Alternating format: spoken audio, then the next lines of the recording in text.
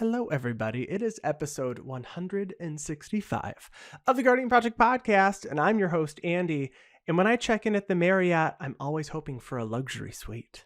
Oh, you oftentimes get upgraded to one from what I do. hear. I appreciate traveling for work and having a Marriott credit card because I get those sweet upgrades. It's good to know that you're always feeling Rakdos when you're up there. For sure.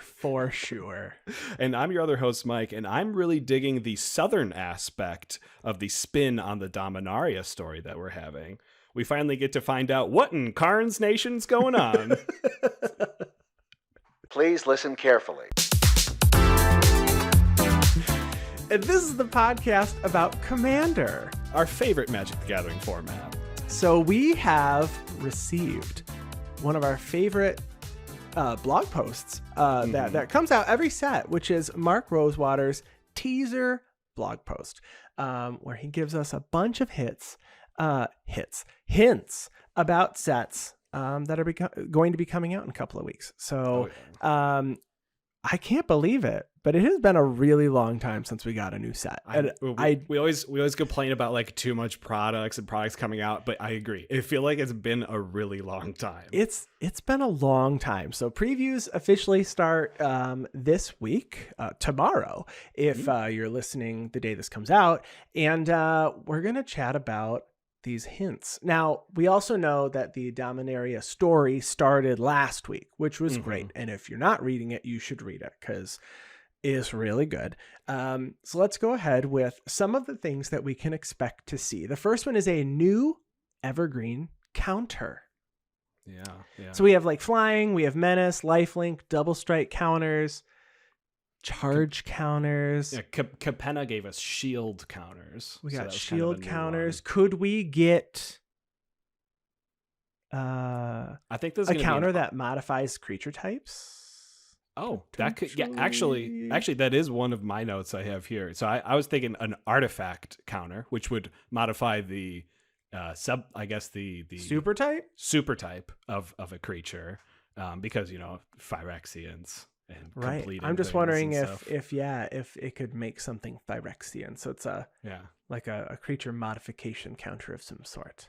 Yeah. Before we get into this next one, I just want to ask: are we avoiding story spoilers? Yeah. I wouldn't Okay. give them. I mean, we know that the image and just like the marketing, the brand marketing here shows Jaya, Karn, Teferi. Like we already knew that the three of them were going to be on this plane. Yes. And the next bullet point, I'll just say it is a popular Planeswalker card gets a reprint. So we've got Teferi, Karn, and Jaya so far that we know about. And this is going to be a reprint, so it's a card that's already been printed before. Correct. I've heard a lot of people saying hero, Teferi, Hero of Dominaria, perhaps. No, I mean, the card's fine.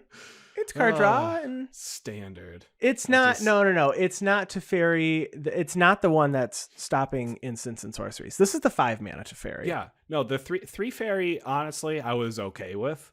It's the Teferi that's like, okay, the game is now over, but you will have to sit here for another 15 turns in order for the game to be over. That Teferi I don't like. I didn't know you didn't enjoy the Hero of Dominaria. Well, we'll see which one we get, but I can't imagine it would be a Jaya reprint. We don't have a ton of them. I would think that we'd get a new Jaya before we got a reprinted one. But we have a few Karns. We have a bunch of Teferi, so I'm thinking it's Karn or Teferi. Yeah, agreed. We have a blue card with destroy all creatures. I'm wondering if this is a caveat and it's not even just mono blue. It doesn't say a mono blue card. This could be blue black.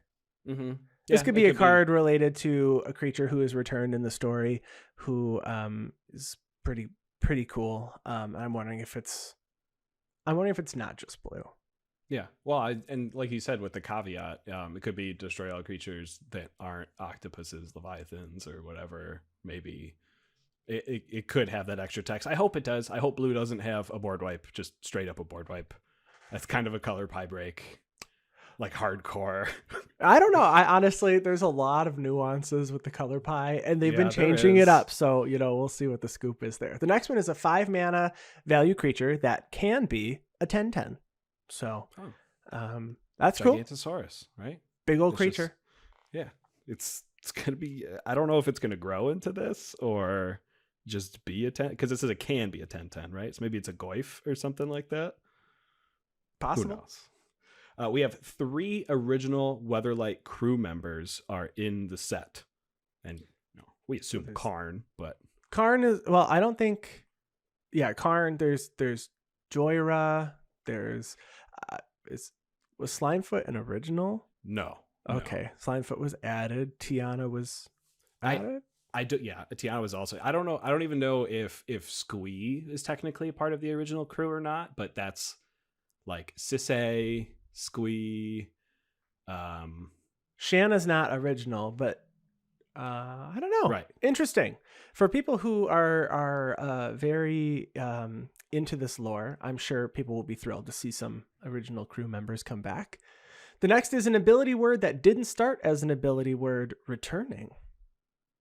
Yeah, I want this to be Magecraft, personally. I could use some more Magecraft in my life. Yeah, I bet they're going to hold that for the next visit to Strixhaven. That mechanic is a little smidgen broken. Yeah. Well, that's why I want more of it. A rare cycle of +1/+1 granting lords. I love these. I love these when they're rare. I even like them when they're uncommon. I just like lords.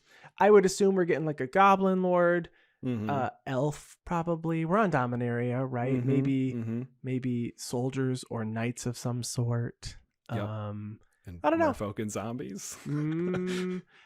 I mean, I don't know if maybe.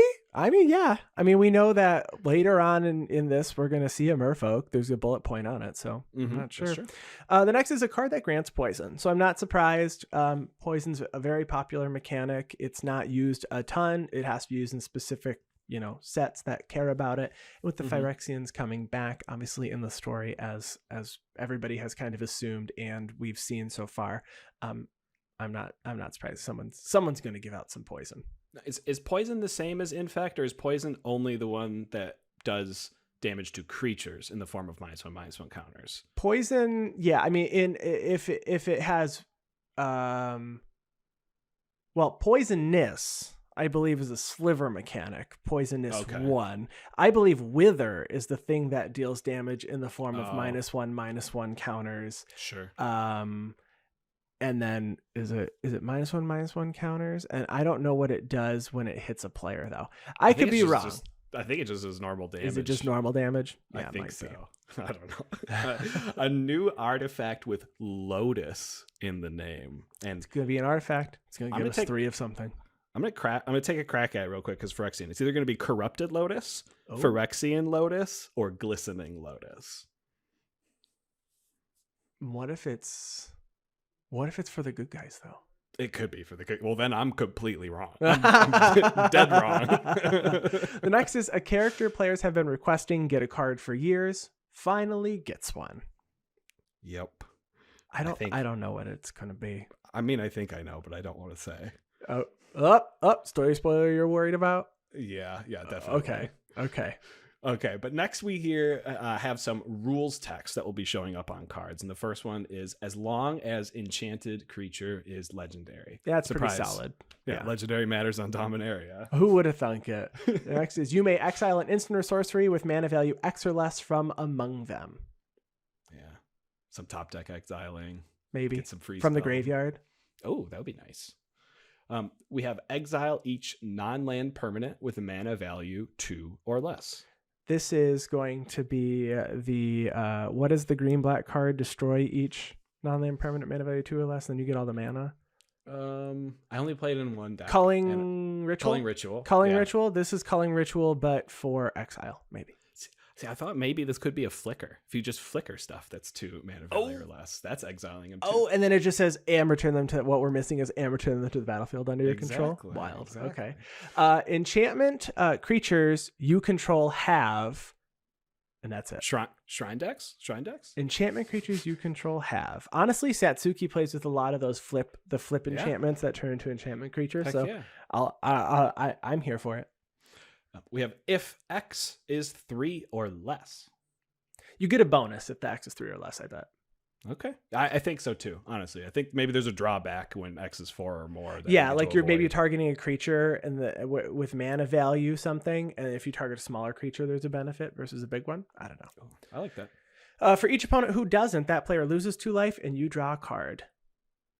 Yeah, this reminded me of the Will the Wise card or Wernog Rider's chaplain. When it enters or leaves, everyone has the chance to investigate, and if they don't, they lose life.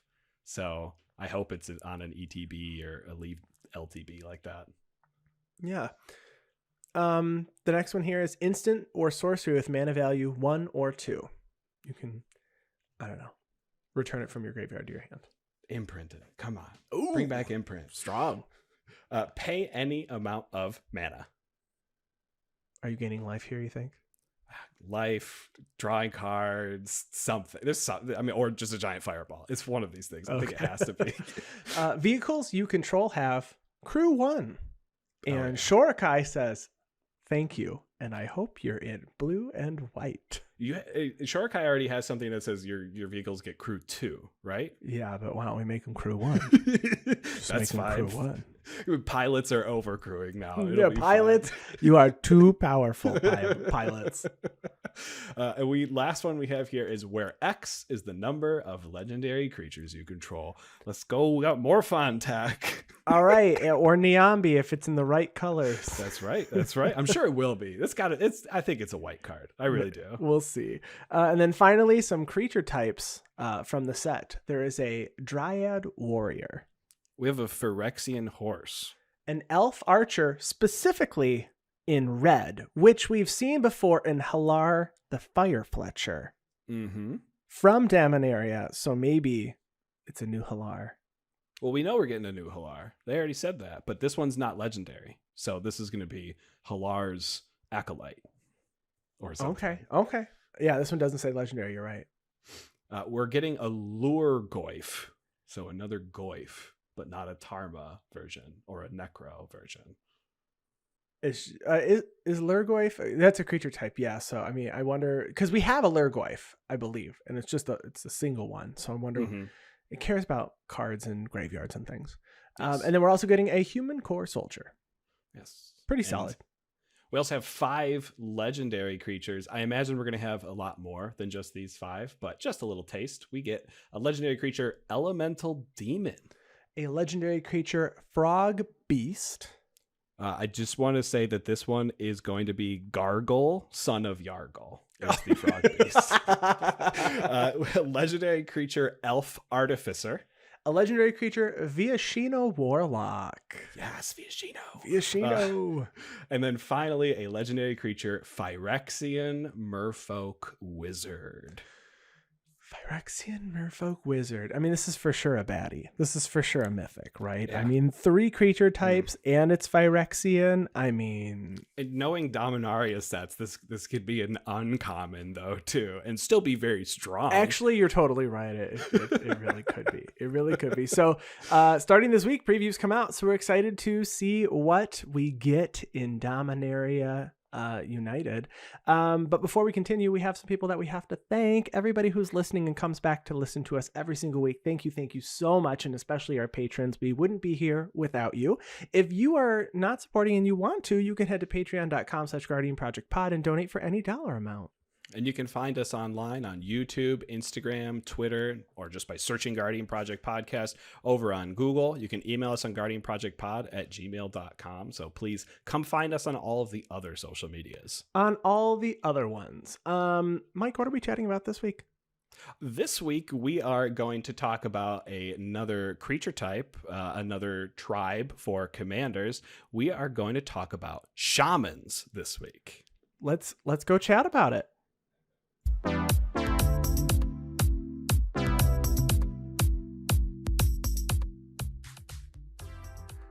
All right, shaman creature types. So we don't talk about these a ton, and honestly, it's not a creature type that I even think about coming up in decks. Like I don't know if we know anybody and anybody's ever really talked about their shaman deck. So what do we think about when we think about shamans right off the bat? I have a few shamans. I think mostly I think of popular shamans, but I feel like I think of Wart the Raid Mother, honestly. And honestly, it's like more of a goblin deck than a shaman. I just know that Wart is a shaman. Yeah. I don't know. It's when it comes to shamans, they either have like something that's triggering when you cast spells, or maybe it has an ETB. But I always think of the color red personally when it comes to shamans, and that might just be because of the type of shamans that I play in some of my decks. But I know that the Lena Wild Mage is a shaman, and I have it as a commander. And I didn't originally build it as a shaman deck, but I know it's a shaman. That is for sure. It is. So I think we're safe to say we don't have a ton of experience with shamans between the two of us. So like we did last time, we want to talk about our top 3 shamans. So we each went through and chose our favorite 3 out of the 458 shamans that exist at the time of recording. And remember, this is just based on Scryfall search with the creature type shaman. We did no filtering of any sort of arena cards or any unsets. So this is just the full list of 458, although the cards that we picked are all legal in Commander, obviously. And my number 1 card here, which is so popular, every time that I see it come down, and the only thing that I ever hear about it online is good, is Storm Kiln Artist, a 2/2 dwarf shaman from Strixhaven. So it costs 3 and a red, and it says Storm Kiln Artist gets +1/+0 for each artifact you control, and it has Magecraft, the really good mechanic we love, that that says whenever you cast or copy an instant or sorcery spell, create a treasure token. So this is being played in, honestly, it doesn't even have to be a Spellslinger deck. Casting just 2 or 3 instants or sorceries is enough for me to play this, because you recoup the cost of it. It basically became a free spell. And if you are casting and copying a ton of spells, you're just getting so much mana off of it. Yeah. Well, and a lot of people don't look at it as a potential swinger, but it does get the +1/+L for each artifact you control too. So throw it in an artifact deck or something, even if you don't have a lot of instants or sorceries, it's probably going to be like a 15-2 when it's swinging. Make it unblockable somehow, or force someone to trade something. Yeah, some of honestly, the top decks that it's played in is like Varian, Voice of Duality, so just wizards and spells, Galazeth, Zephi. Obviously, there's some Strixhaven potentially related there, but also some new commanders works really well, and is like anything that has Gale, Waterdeep Prodigy, and then red as the background. So really, really strong card. Big fan of Storm Kiln Artist. Yeah. So my first card, and I don't know if this is my number 1, but it's my first one because I think it needs to be talked about a little bit with a brand new mechanic that we got from Kamigawa Neon Dynasty. So this is Rage Forger. Rage Forger for 2 and a red. You get a 2/2 elemental shaman. It says when Rage Forger comes into play, put a +1/+1 counter on each other shaman creature you control.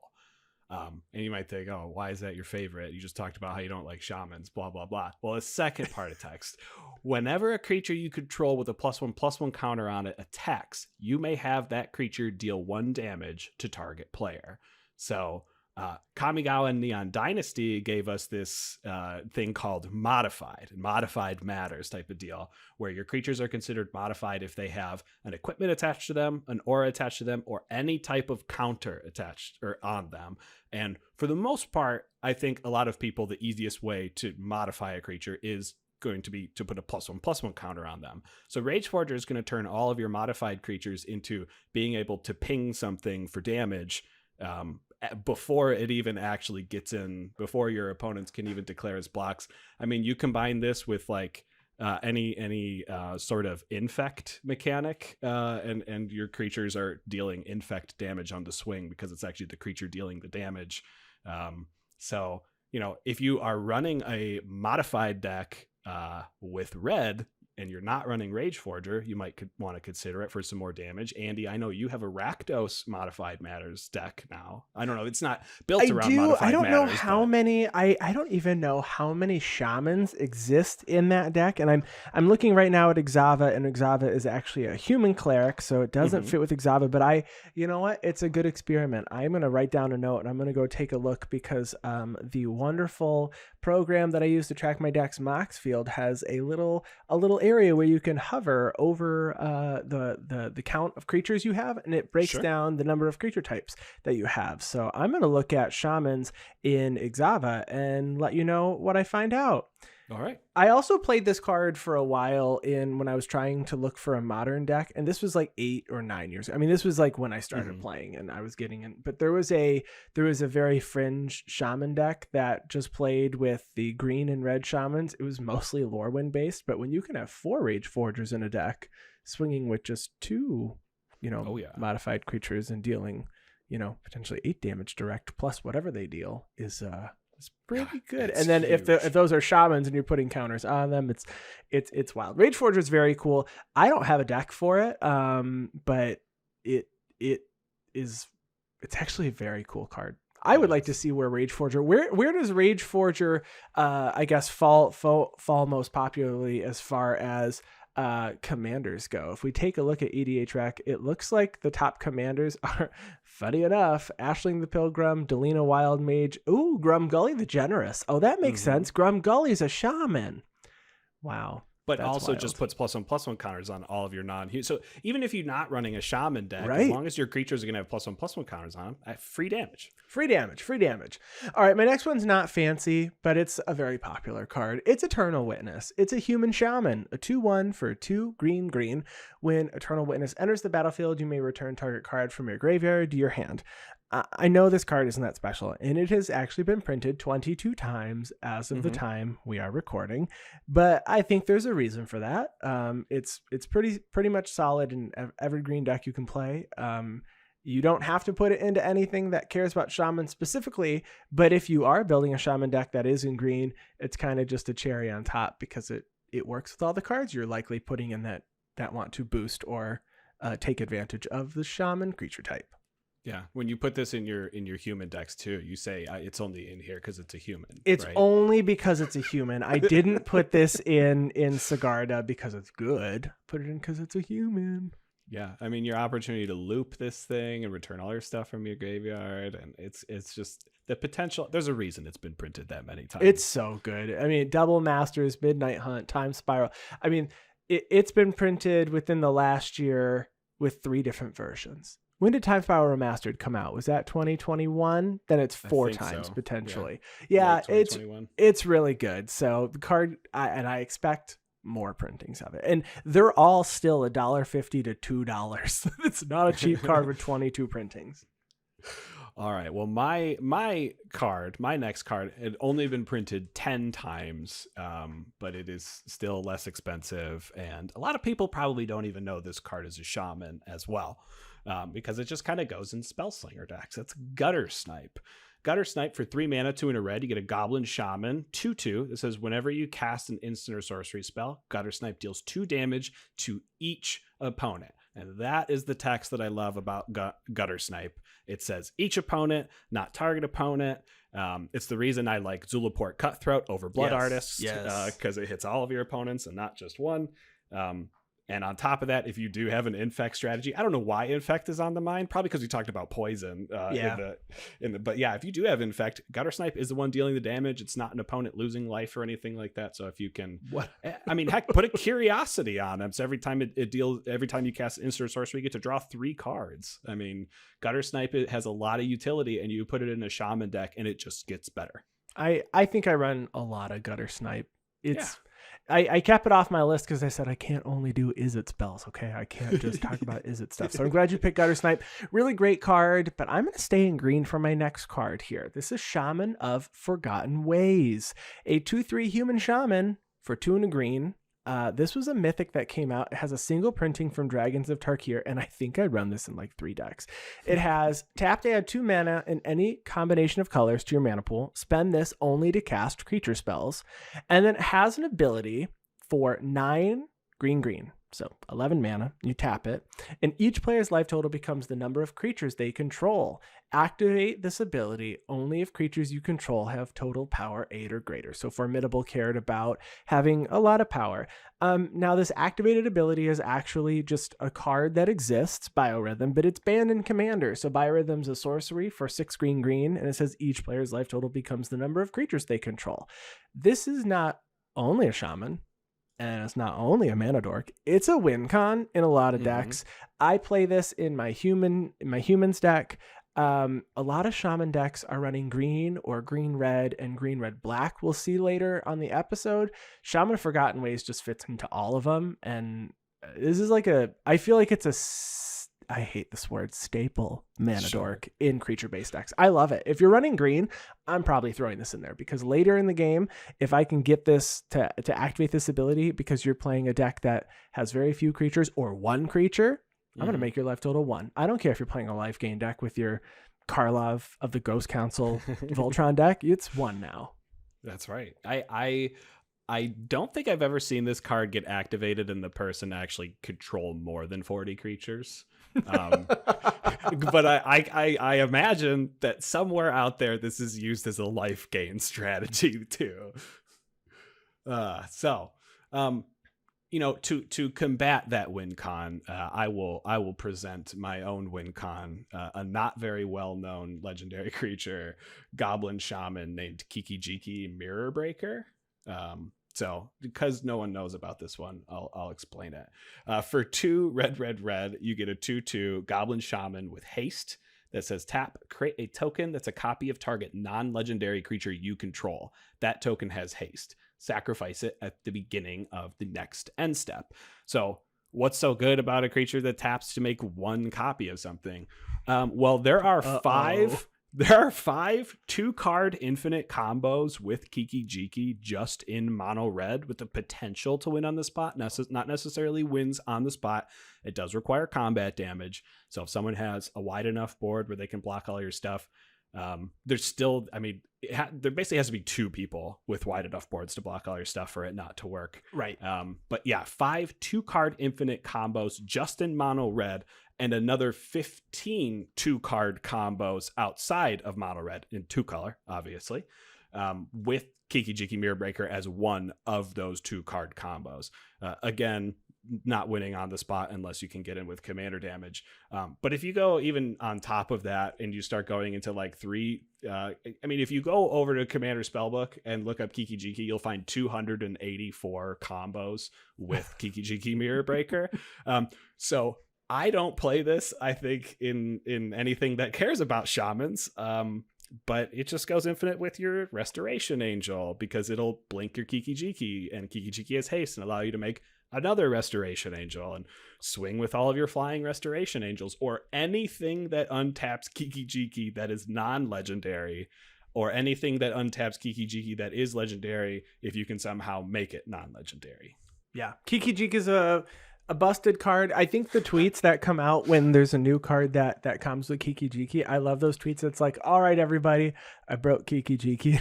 It's like, yeah, what else breaks Kiki-Jiki? So wonderful commander card, regardless of its creature type here. And I do love that it's a shaman.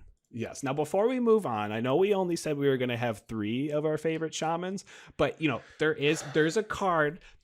It's okay, Andy, because this one's not actually a shaman, so it's not one of my top 3 shamans, but there's a card I think we should mention that cares a lot about shamans named Harmonic Prodigy. For 1 and a red, you get a 1/3 human wizard with prowess, but it has the text, if an ability of a shaman or another wizard you control triggers, that ability triggers an additional time. So, Shamanomicon, if you will, but it also works for your attack triggers or your triggers working in any way to double all of your shaman triggers. So Harmonic Prodigy, I'm sorry, Andy, I had to put a 4th one in there.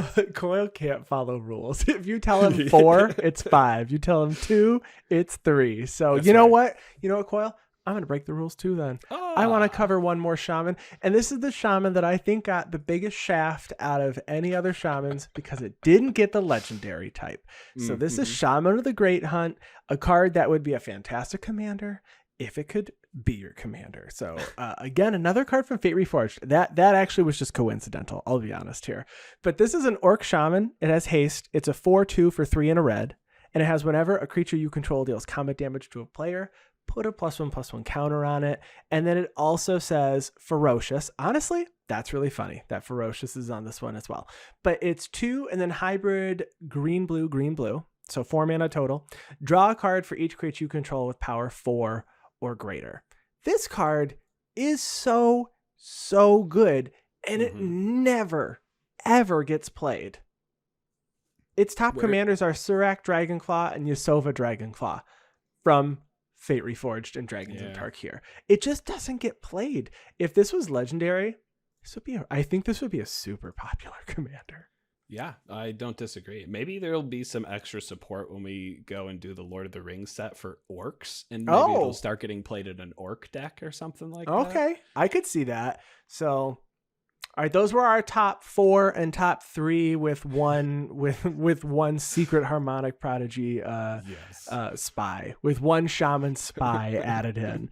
So top strategies for shamans. Shamans have a lot in common with wizards in that they typically have smaller power and toughness, but they have some good enter the battlefield effects, and they also have a lot of themes that like having triggers occur. So like Strixhaven gave us some cards that had Magecraft. Those are really cool, but I typically see them in green, so maybe the green black ones would work out, especially with the commander that we're going to talk about in a bit.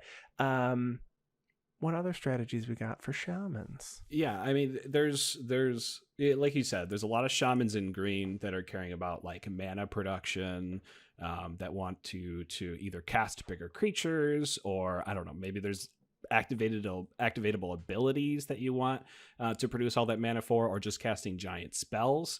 But there's in red, that's when you start getting those triggers from the instants and sorceries being cast. There's even some cases where you can go into black and start doing some aristocrat strategies, in that you're sacrificing your creatures, potentially reanimating them later for added effect. And there's even some corner cases where we care about enter the battlefield triggers, like as our win condition itself. With I don't know, there's a ton of shamans out there that actually do direct damage. Yes. So breaking all the shamans down by color. So we mentioned there were 458 shamans. There's 173 that are mono red, making up 37.8% of all shamans. Yeah, which is surprising. We talked about mono green being like one of the. I mean, I think of mono red. Yeah, I personally thought of mono red, but when we start looking at the commanders, the top commanders here, it's actually surprising to see mono red on top. But number 2 is mono green with 114, just slightly lagging behind at 24.9% of the shamans out there. Mono black is next with 63 of them, making up 13.8% of all shamans. That's right. And now if you thought that shamans didn't exist in blue, well, you're wrong, because there's 8. There's 8 mono blue shamans, making up 1.7% of the shamans. And if you really didn't think there was a shaman in white, there is. And there's only one, making up 0.2%. Yes. All shamans. Now, I do know that there's at least one shaman that's one hybrid green-white, so you could like call it mono-white, but it's also green. But in that point, there are 99 multicolored shamans, making up 21.6%. Approximately half of these are outside of the Jund colors of black, red, and green. So, about 50 multicolor shamans that have at least white or blue in them. If anybody is curious, though, the mono white shaman is Shaman Encore, which is a core cleric shaman. It's actually a cool card that came out in Stronghold. It redirects damage to it. So if you're playing a shaman deck if you're playing cards that care about like fogging or maybe giving your creature indestructible, check out Shaman Encore. Is that one of the creatures that its activated ability costs 0? Yes.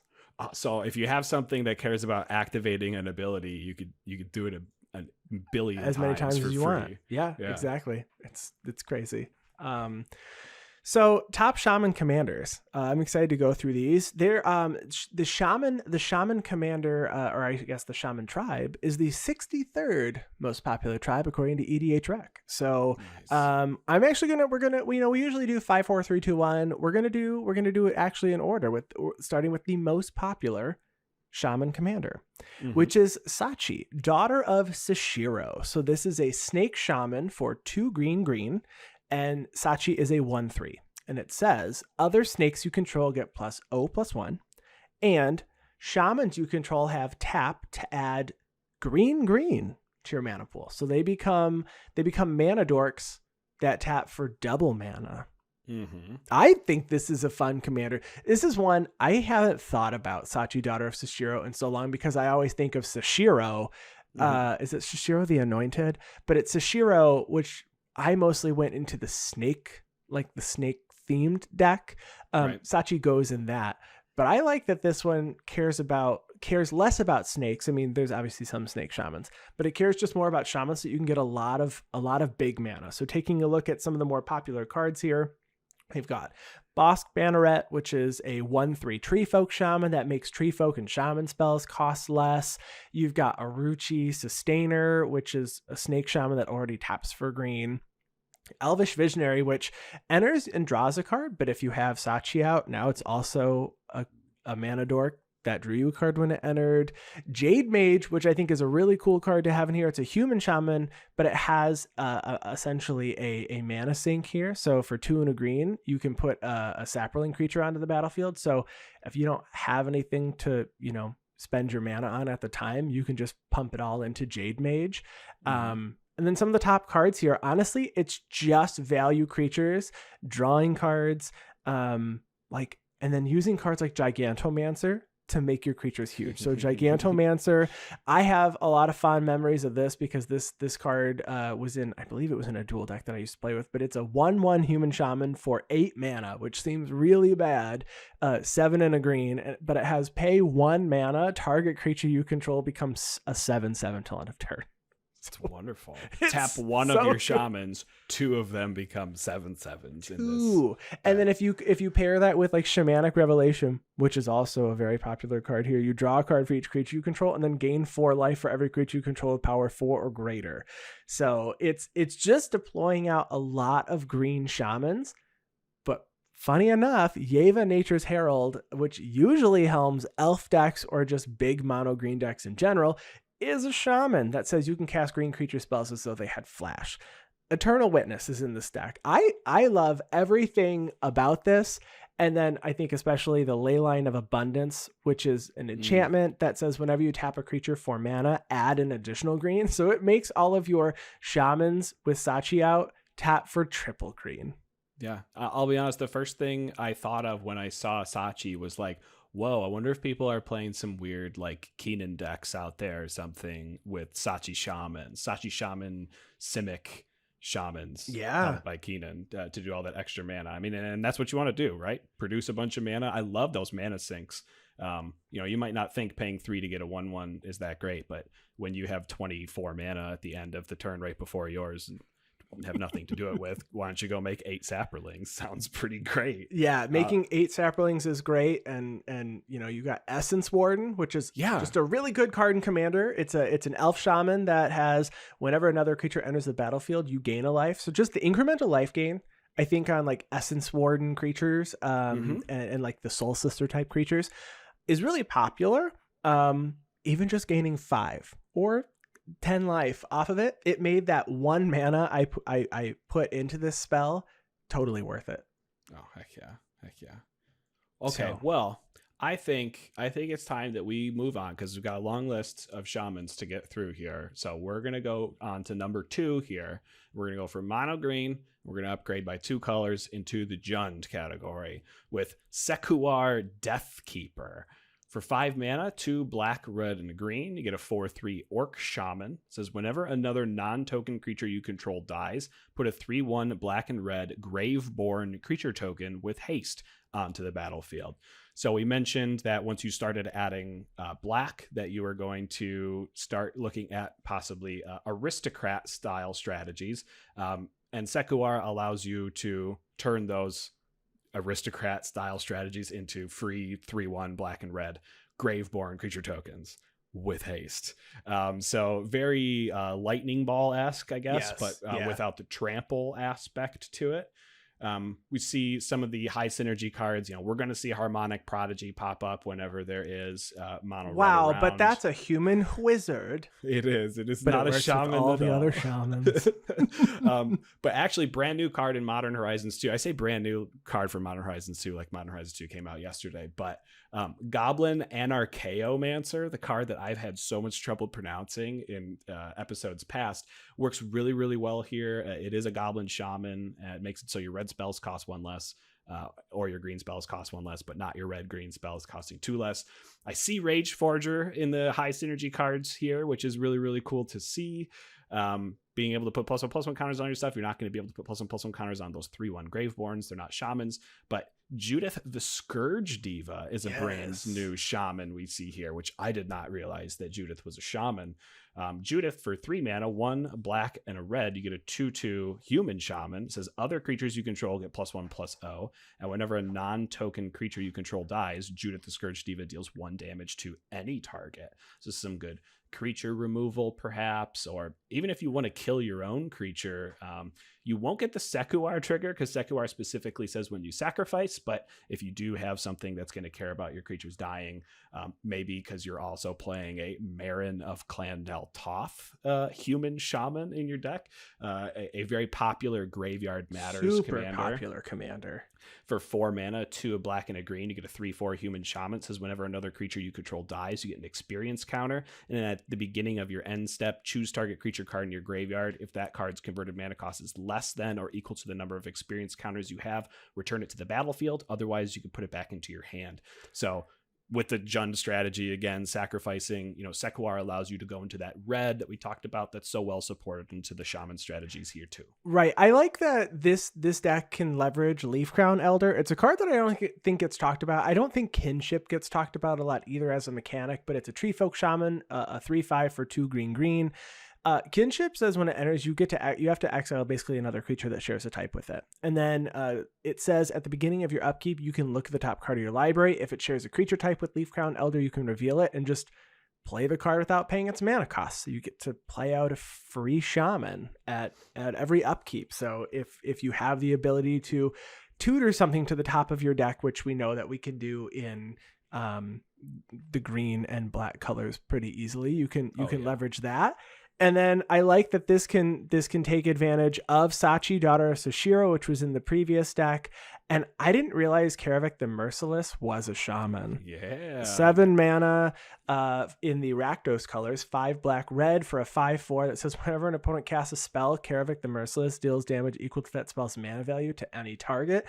This card, when it comes down, is a maybe you can let it stick around for a turn, but if you don't, you're going to lose all your creatures, or at least your most important creature, because by the time Karavik comes down, you're probably on turns 4, 5, 6 with it being 7 mana, and then it's going to kill the important things you don't want killed. So you got to kill it first. You just make a deal with the player that casts Karavik and say, I'm about to cast Fireball for X equals 40. And I'll kill one player, and you direct the Karavik damage at the other player, and you go one on one, and you're just holding up like Path to Exile, and you're just going to remove it as soon as it's done. It's perfect. Use your opponent that has the Karavik. Exactly. I like Pawn of Ulamog here too for an aristocrat strategy. Didn't realize that was a shaman. It's also a vampire. 1 black for a 2/2. It says whenever a non-token creature you control dies, you get to make a 0/1 colorless Eldrazi spawn creature token that you can sacrifice itself to make a colorless mana. Fits really well. And looking at some of the top creatures, I noticed that when you go to the Ravnica plane, I understand why they did it this way. When you go to the Ravnica plane, there are a lot of wizards being represented kind of in the Izzet colors and stuff. So to balance that, it looks like a lot of these spell casting creatures from the Golgari and from the Rakdos are shamans. So is Izoni, Mazarik, Jury, and we already mentioned Underrealm Lich. Judith. Yeah, it's really cool to see those creatures that we didn't look at before as shamans and say, oh yeah, those are shamans. They are shamans. Well, Mike, I think that brings us to the end of our episode because there's only two two popular Shaman Commanders. Oh yeah. There's no more, huh? That's it. There's no more, folks. So that's the end of our episode. Oh no. Oh no. Yeah. We were actually very surprised, but we can't leave you in the lurch. There's so much more time that we have today that we want to devote to shamans. So because there weren't any other top commanders that we could cover, we decided to take a look at the commander map and break down the different shaman clusters that we identified. So we will have the link to the actual commander map if you did not have a chance to check it out when we talked about it in the past, but this really gives you a visual representation of the data that is being leveraged on EDHREC. So if you go to the commander map and you type in the tribe shamans, you're going to see a few islands. So we want to break them down. So the first one here is the mono green cluster, which, surprising to none, is helmed or mostly populated by Sachi, daughter of Sashiro. So we covered Sachi already. And there are one each of these decks that are in this island. There is a Yeva Nature's Herald deck, so it's a shaman that can go in Sachi. Marin of Clan Nel Toth, which works really well in Sekuar. Moriet of the Frost, which is our Simic shaman here. It's a changeling. You can have it enter as a copy of a permanent you control, except it's legendary in snow. And then if it enters as a creature, it enters with 2 additional +1/+1 encounters on it, has changeling. Wart the Raid Mother, which is a kind of spellslinger deck. It cares about shamans, but also goblins. Xyrix the Writhing Storm, and then finally Atarka Worldrender, which is really funny because the Atarka deck has 5 other dragons in it, but then mostly just shamans. Yeah, shamans and dragons. Why not? Shamans and dragons. And Xyrus is in Teamer colors here, so it was more closely related to the mono green cluster, but it's a very popular commander that came out of the precon decks. I think this came with the Ikoria ones. Was this Ikoria because it was in the... Was it Ikoria? With Teamer? With Xyrus was in the Teamer precon with the dinosaur that cares about being tapped that'll Calamax, which came out with this. So it's a very popular card. It's a 3/5 flying snake leviathan. So it's not even a shaman itself, but it says whenever an opponent draws a card, except the first one they draw, you make snakes.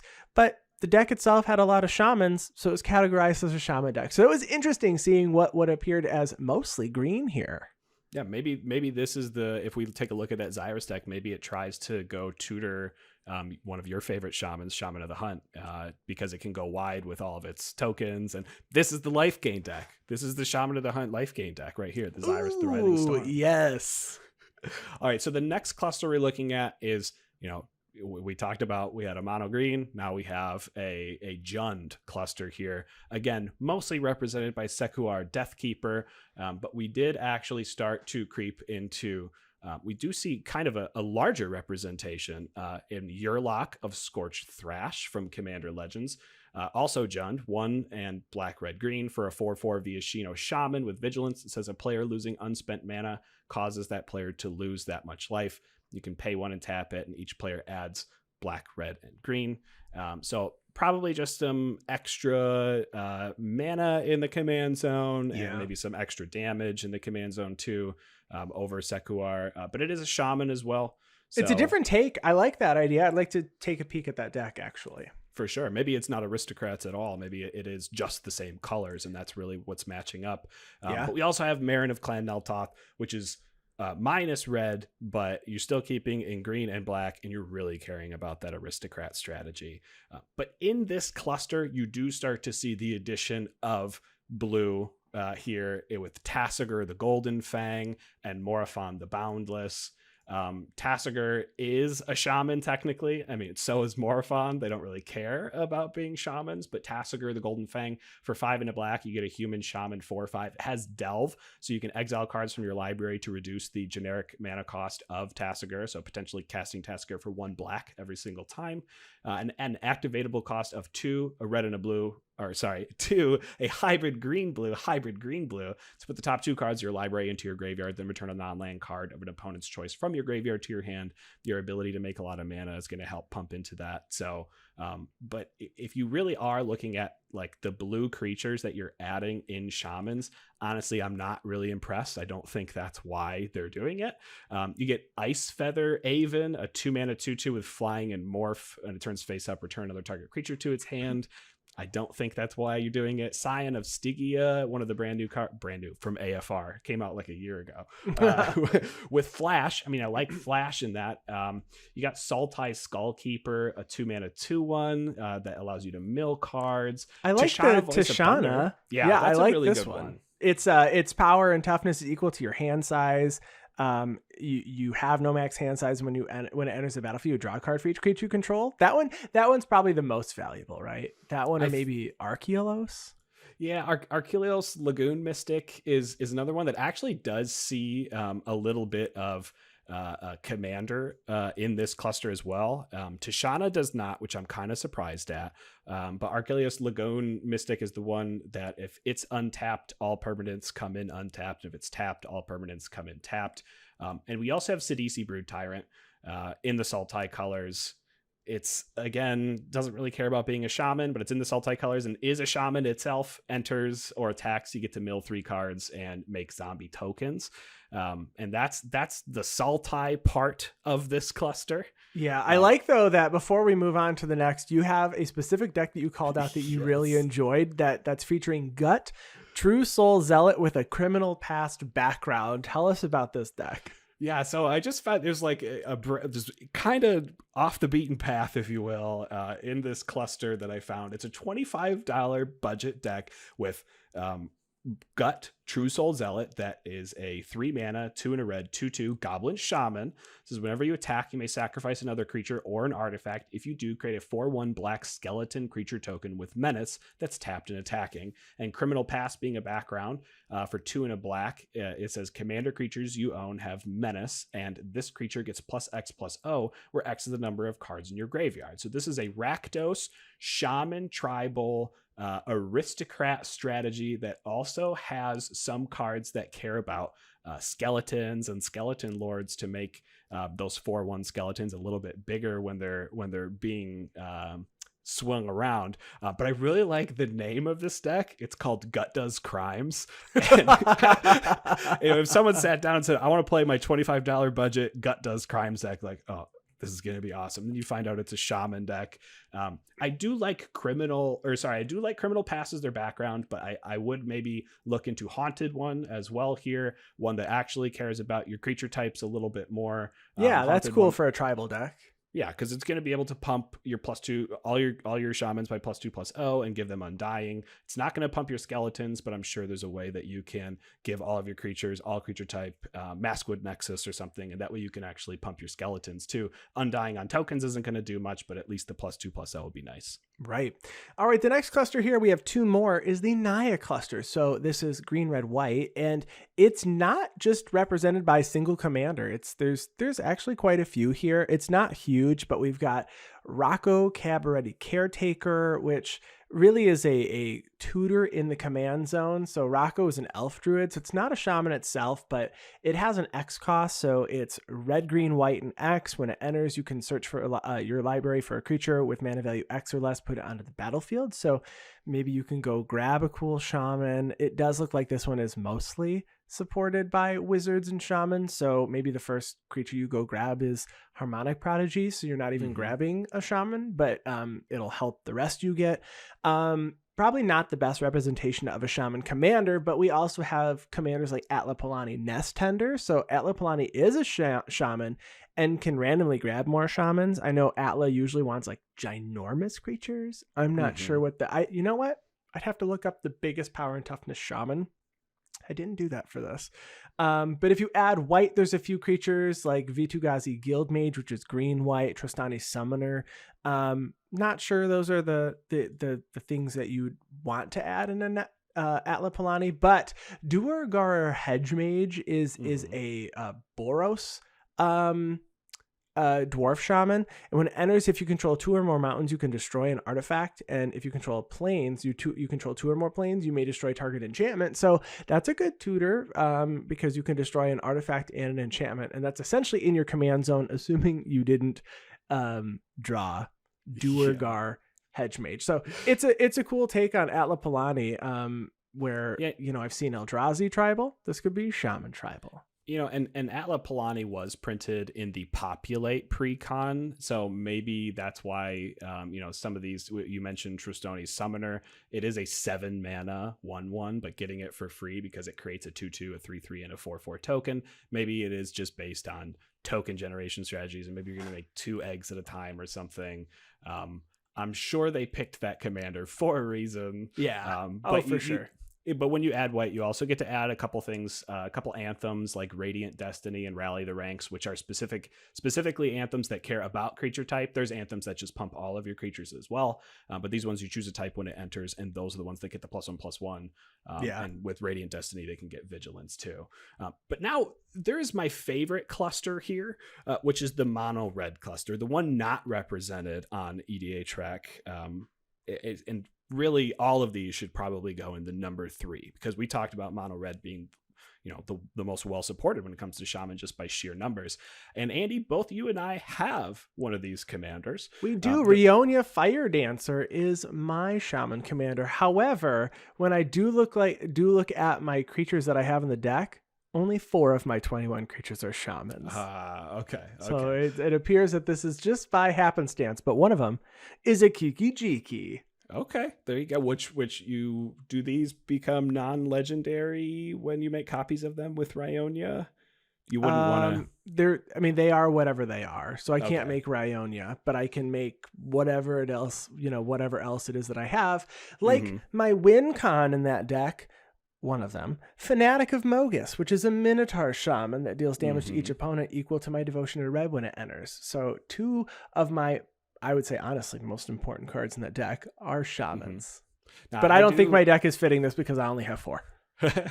I do have a Delina deck that does have quite a few Shamans in it, and Delina does show up here as one of the top, Delina being a Shaman herself as well.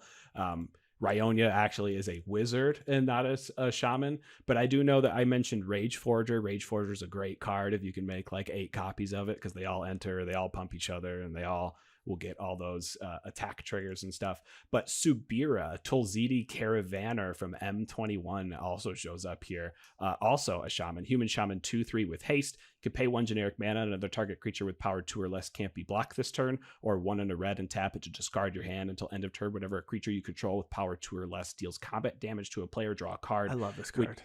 We talked about shamans being kind of low to the ground anyway, so this is actually an incentive to not pump your shamans and just try to get in for free and get some free card draw. Just getting in there and drawing cards and, wheeling. Incidental wheeling and then sacrifice.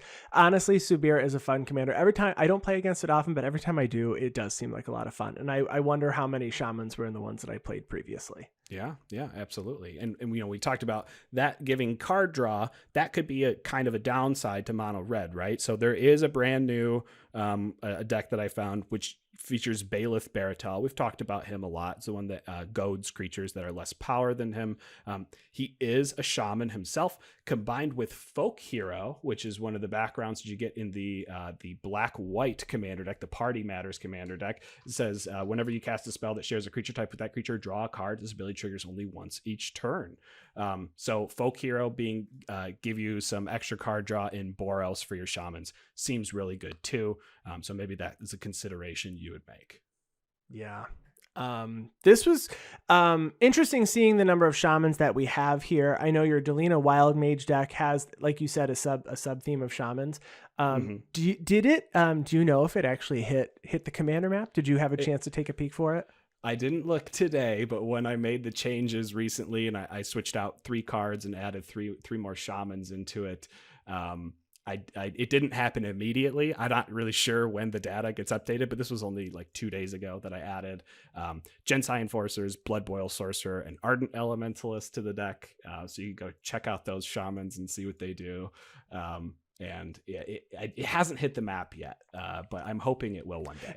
I think this is a good I guess actual individual map to go look for, because it's smaller. So that's going to be it though for this week, everybody. We've got a couple of big weeks coming up. We know that we're going to be talking about the cards that were released with Dominaria United. So in just a couple weeks, we'll talk about our favorite cards and what we're going to add to decks.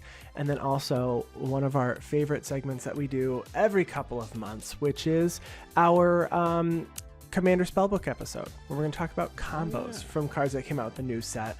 And as always, if you want to talk to me more directly on Twitter, you can find me at Andy Flory. And you can find me on Twitter at Wormcoil Engine, and just at me if you want to talk to me, because I'm lonely.